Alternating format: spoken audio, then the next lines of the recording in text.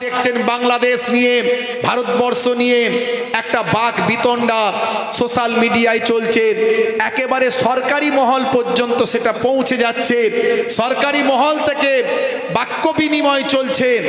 অত্যন্ত দুর্ভাগ্যজনক যে বাংলাদেশের মানুষরা বাংলা ভাষায় কথা বলেন, যে পশ্চিমবঙ্গের মানুষ বাংলা ভাষায় কথা বলেন, আমাদেরই কারো না কারো আত্মীয় সেখানে আছে, তাদের কারো না কারো আত্মীয় এখানে আছে। এই দুই বাংলা হঠাৎ করে বেড়াজালে আবদ্ধ হয়েছিল, না হলে সব একে একাকার হয়েছিল। কিন্তু তার মাঝখানেও যেন আজ দেখা যাচ্ছে কোথা থেকে বিষ বাষ্প ভাই আমার আমাদের ঘিরে ফেলছে। আজকে সেই সুন্দর পরিবেশ, সেই ভাব বিনিময়, সেই বাংলা ভাষা, একে অপরের বাঙালি সবচেয়ে আগে পরিচয়, আমরা মানুষ, আমরা বাঙালি, এটা আমাদের সবচেয়ে বড় পরিচয়। কিন্তু এখন পরিচয়টা কেউ যেন বলে দিচ্ছে, না রে তুই মুসলিম, না রে তুই হিন্দু। আমাদের ভালোবাসার সম্পর্ক, মনুষ্যত্বের সম্পর্ককে আমরা আস্তে আস্তে ভুলিয়ে দেওয়ার চক্রান্ত করছি। ভালো করে গবেষণা করলে দেখতে পাবেন এর পেছনে কলকাঠিরা নাড়ছে কিছু অসাধু রাজনৈতিক নেতা, ভাই আমার চক্রান্তকারী কিছু রাজনৈতিক লিডার। তারা নিজেদের রাজনীতির কারবারি হয়ে, নিজেদের চেয়ারের জন্য, ক্ষমতার জন্য তারা আজকে এই বিভাজনের জাল তৈরি করছে। আমি আপনাদেরকে সাবধান করে দিতে চাই, ভাইরা আমার, তরুণ যুবকেরা আমার, বাংলাদেশে তত্ত্বাবধায়ক সরকার চলছে, আর কিছুদিন পরে তাদের সরকার নতুন আসবে।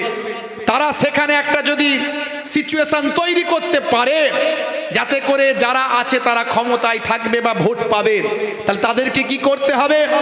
মেজরিটি পার্সেন্ট ওখানে মুসলমানদেরকে একত্র করতে হবে, ঐক্যবদ্ধ করতে হবে, এবং মুসলিমদের ভোটটা কুক্ষিগত করতে হবে, তাহলেই কাম ফিনিশ।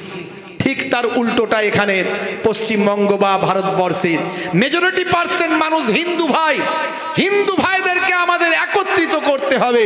তাহলে কি করতে হবে?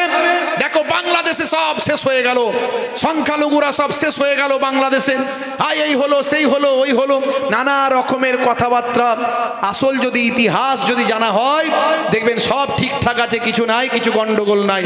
আবার সেখানকার যারা মেজরিটি পার্সেন্ট ভাই আমার মুসলিম সংখ্যাগরিষ্ঠ মানুষদেরকে একত্রিত করে রাজনীতি করতে চায়, তারা বলছে ভারতে সব মুসলমান শেষ হয়ে গেল, এই ভারতের বাবরি মসজিদ আমাদের নিয়ে নিল, এই সাম্বালা মসজিদ আমাদের নিয়ে নিল, এই হলো আমাদের মুসলমানদেরকে গোস্ত খাওয়ার নাম করে মেরে ফেললো।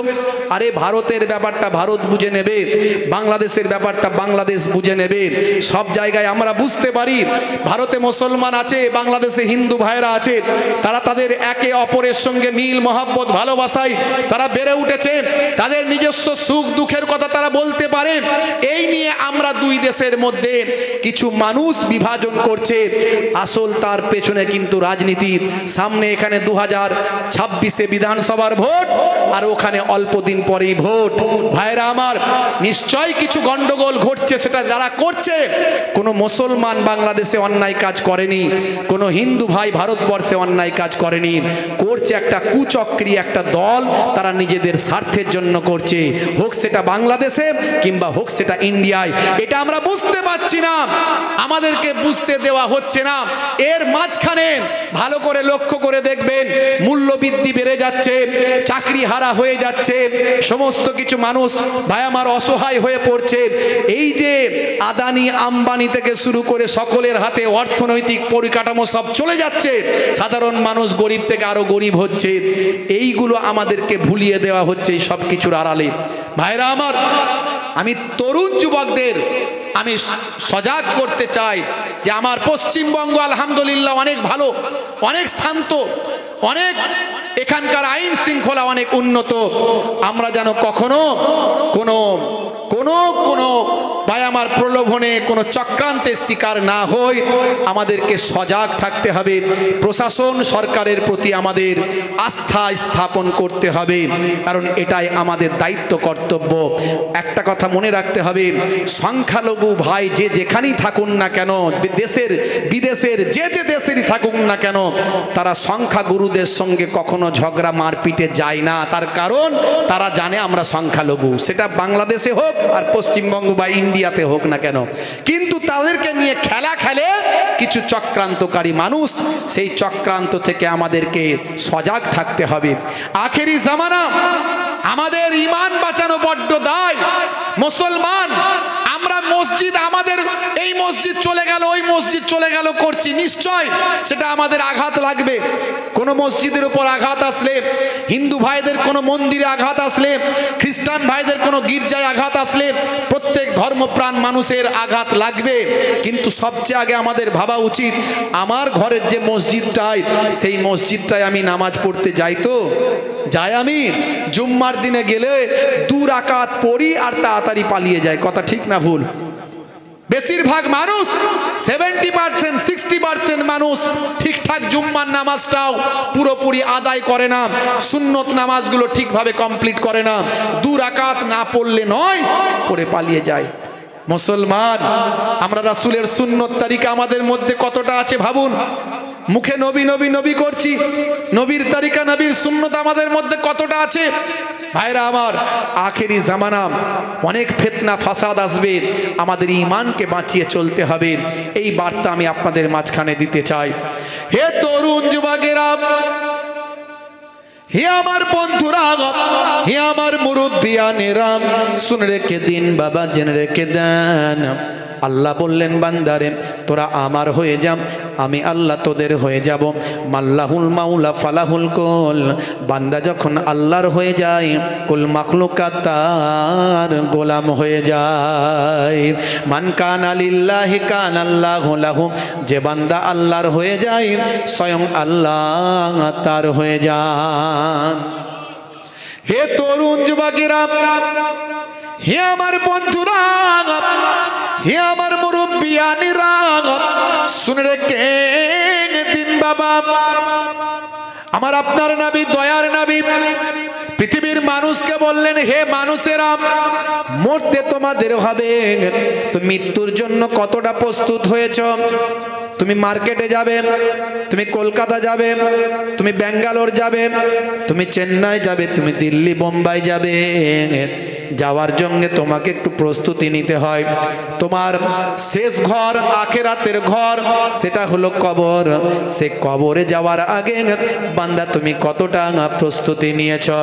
হে জওয়ান যুবকেরা, একটা সিনেমা বেরিয়েছিল, আমি আমার বিভিন্ন তথ্য থেকে, বিভিন্ন অ্যাঙ্গেল থেকে খবর নিয়ে আপনাকে জানাচ্ছি। একটা সিনেমা বেরিয়েছিল, সেই সিনেমাতে একজন অ্যাক্টর ছিল, অ্যাক্টরটার নাম হলো রকি। তার আসল নাম অনেকে জানে না, আসল নামটা আমার কাছে জেনে নিন। আসল নাম হলো আসিফ খান। এ আসিফ খান, তার ডাক নাম হলো রকি। সেই সিনেমাতে তাকে রকি বলেই সবাই জানত।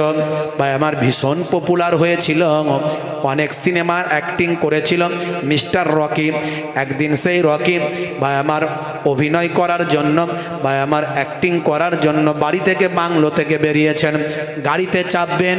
এমন সময় একজন সুফি দরবেশ মানুষ, আল্লাহওয়ালা মানুষ এসে বললেন, হে মিস্টার রকি, আপনি জীবনে অনেক টাকা ইনকাম করেছেন, আপনি বিখ্যাত একজন সিনেমা আর্টিস্ট, আপনি অনেক টাকা ইনকাম করেছেন, গাড়ি বাড়ি বাংলো আপনার অনেক আছে, আপনি মুসলমান ঘরের সন্তান, ছোটবেলায় কোরআন পড়েছেন, নবীর হাদিস পড়েছেন কিনা জানি না, ছোটবেলায় কায়দা আম পারা নিশ্চয় আপনি পড়েছেন, আপনি নামাজ পড়েন কিনা আমি জানি না। হে মিস্টার রকি, আপনার পপুলারিটি অনেক হাই, কিন্তু আমি আপনার কাছে একটা কথা জানতে চাই, কি কথা জানতে চান? আপনি কি মাদ্রাসা মসজিদের জন্য টাকা চাইতে এসেছেন? না না না, আমি মাদ্রাসা মসজিদ কোনো মক্তবের জন্য টাকা চাইতে আসি না মিস্টার রকিং। আমি আপনার কাছে একটা কথা জানতে চাই। আপনি হলেন মুসলমান ঘরের সন্তান। আচ্ছা বলুন তো হে মিস্টার রকিং, আপনি যে কোটি টাকার গাড়ি চেপে এক্ষুনি চলে যাচ্ছেন, আচ্ছা বলুন তো এই গাড়িকে আপনি অনেক ভালোবাসেন? বলে হ্যাঁ নিশ্চয় আমি অনেক ভালোবাসি আমার এই গাড়িটিকে।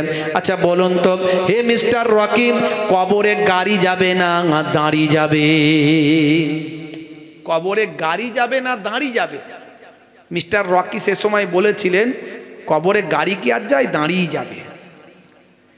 তখন সে আল্লাহওয়ালা সুফি দরবেশ মানুষটি বলেছিলেন হে মিস্টার রকি, আপনি এত বড় সিনেমা অ্যাক্টর, শুনে রেখে দিন, জেনে রেখে দিন, কবরে যখন দাঁড়িয়ে যাবেন আর আপনি গাড়িওয়ালা হয়েছেন, মনে রাখবেন গাড়িওয়ালা হয়েছেন হন কিন্তু দাড়িওয়ালা হয়ে যান। এ কথাটা তার মাথায় ঢুকলো। চলে গেলেন, তিনি অভিনয় করতে শুরু করলেন। মাঝে মাঝেই মনে পড়ল ওই মুরব্বী মানুষটা বলেছিল কবরে গাড়ি যাবে না দাঁড়িয়ে যাবে। এই কথাটা তার মাথায় স্ট্রাইক করতে লাগলো। হে তরুণ যুবকেরা, দীর্ঘদিন পরে তিনি ভাই আমার বিভিন্ন আলেম ওলামাদের বক্তব্য শুনতে লাগলেন। এক সময় তিনি শুনতে শুনতে চিন্তা করলেন তাই তো আমাকে তো কবরে যেতে হবে, তা আমাকে নামাজি হতে হবে। নামাজও পড়েন, অ্যাক্টিং অভিনয় করেন, বিভিন্ন নারীদের সঙ্গে নাচ গান অশ্লীলতা অ্যাক্টিং করতে থাকেন, অভিনয় করতে থাকেন। তিনি চিন্তা করলেন নামাজ পড়ে আমি মনের যতটা শান্তি পাই, আর এই অভিনয় বিভিন্ন অপর পুরুষে বিভিন্ন ভাই আমার অবৈধ এই নারীদের সঙ্গ দিয়ে বিভিন্নভাবে নারীদের সঙ্গে অ্যাক্টিং করেন, তা ওই নারীর সঙ্গে আমি নিজের আত্মাকে অনেকটা কষ্ট দিই। এই দুটো একসঙ্গে চলতে পারে না, একদিকে নামাজ আর একদিকে আমার অ্যাক্টিং। না না না, আমি অ্যাক্টিং জগৎ থেকে ছেড়ে আসব। এ কথা চিন্তা করেন মিস্টার রকি আসিফ খান তিনি অ্যাক্টিং জগৎ ত্যাগ করেন, নামাজি হয়ে গেলেন। আজ তিনি দাড়িওয়ালা, এত বড় দাড়ি রেখেছেন। আজ ইন্টারনেটে সার্চ করবেন পৃথিবী বিখ্যাত এই অভিনেতা যিনি ফুল আওয়ার কাটে নাকি একটা সিনেমা, সেই সিনেমায় অ্যাক্টিং করে পৃথিবী বিখ্যাত হয়েছিলেন সেই অভিনেতা। আজ তিনি বড় একজন বেঙ্গালুরের বড় একজন শিল্পপতি ব্যবসায়ী হয়েছেন। সিনেমা জগৎ ছেড়ে দিয়ে এখন তিনি দ্বীন ইসলামের খেদমতে নেমেছেন।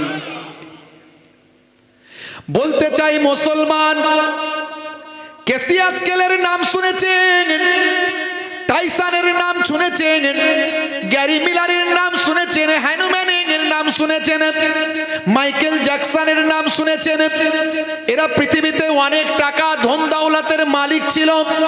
পরবর্তীকালে বুঝেছিল আমাদেরকে সৎ হতে হবে, অনেস্ট হতে হবে, আমাদেরকে এই পৃথিবী ছেড়ে বিদায় নিতে হবে। এর জন্য আমাদের প্রস্তুতি লাগবে।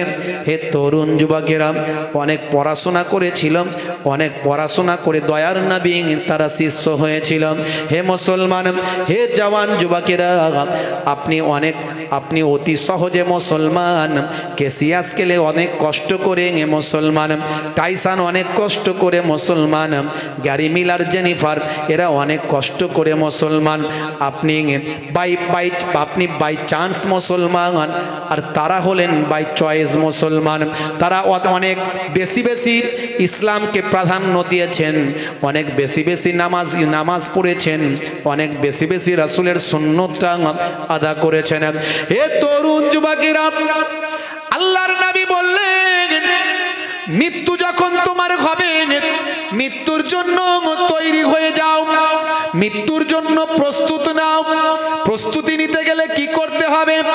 বান্দা আল্লাহর নির্দেশটা মানতে হবে, তোমাকে ঈমানদার হতে হবে, সাচ্চা মুসলমান হতে হবে। সাচ্চা মুসলমান কাউকে কষ্ট দিতে পারে না, সাচ্চা মুসলমান মুখ থেকে গালি দিতে পারে না, সাচ্চা মুসলমান ওজনে ঠকাতে পারে না, সাচ্চা মুসলমান তার স্ত্রীর সঙ্গে খারাপ আচরণ করতে পারে না, সাচ্চা মুসলমান হলে তার পিতামাতার অবাধ্য হতে পারে না, সাচ্চা মুসলমান হলেন ভাই আমার অমুসলিম হিন্দু ভাই খ্রিস্টান জৈন বৌদ্ধের সঙ্গে খারাপ আচরণ করতে পারে না। সাচ্চা মুসলমান যে বান্দা হবে, রাস্তা দিয়ে যেতে যেতে যদি পেরেক কাঁচ ভাঙা পড়ে থাকে, সেটাও সে পারলে তার ক্ষমতা থাকলে পায়ে করে একটু ঠেলে রাস্তার সাইডে করে দেবে, যাতে পরবর্তী পথিকের পায়ে না লেগে যায়। এমনকি যে সাচ্চা মুসলমান সে ওযু যখন করবে, নামাজ আল্লাহর হুকুম, আল্লাহর ইবাদত, সেই নামাজ পড়ার সময় ওযু করবে, ওযুর পানিও অতিরিক্তভাবে নষ্ট করবে না, ওখানেও যতটুকু প্রয়োজন ততটুকু নেবে। আপনার মধ্যে সেই চেতনা জাগ্রত হবে যদি আপনি সাচ্চা ইমানদার হতে পারেন। ভাইরা আমার, তরুণ যুবকেরা আমার, হে আমার মুরব্বিয়ানেরা, আল্লাহর নবী বললেন তোমাকে সাচ্চা ইমানদার হতে হবে। ইমানদার হতে গেলে কি করতে হবে? তোমার রোল নাম্বার ঠিক করতে হবে। এই জন্যে আমি বলি রোল নাম্বার ফাঁকা, খাতা ভর্তি লেখা, মাস্টার খাতা দেখবে না, পরীক্ষায় পাস হবে না। এই জন্যই বলা হয়েছে, দয়ার নবী বলেছেন আত্তাকওয়া হাহুনা, এই যে আমাদের কাল্ব, এটাই হলো আসল তাকওয়ার জায়গা। তার মানে নবী বলেছেন যার কাল্ব ভালো, যার হৃদয় ভালো, তার সারা শরীরটা ভালো। যার হৃদয়টা খারাপ, তার সারা শরীরটা খারাপ। আপনার হৃদয়টাকে পবিত্র করতে হবে। হে তরুণ যুবকেরা, কাল্বকে পরিশুদ্ধ করার জন্য আপনাকে সাচ্চা ইমানদার হতে হবে। ইমানদার মানে কি? ইমান মানে বিশ্বাস, আল্লাহর প্রতি বিশ্বাস, পয়গম্বরদের প্রতি বিশ্বাস, আসমানি কিতাব সমূহের উপর বিশ্বাস। ভাই আমার, মৃত্যুর পর জীবিত হতে হবে, এটা বিশ্বাস। কিয়ামতের দিন আল্লাহর কাছে বিচারের জন্য দাঁড়াতে হবে, এটা বিশ্বাস। ভাগ্যে ভালো মন্দ যা কিছু হয় সবই আল্লাহর পক্ষ থেকে হয়, এটা বিশ্বাস। এত কিছু যদি বিশ্বাস করেন তবে আপনি একজন সাচ্চা ইমানদার হতে পারবেন। জোরে হবে না?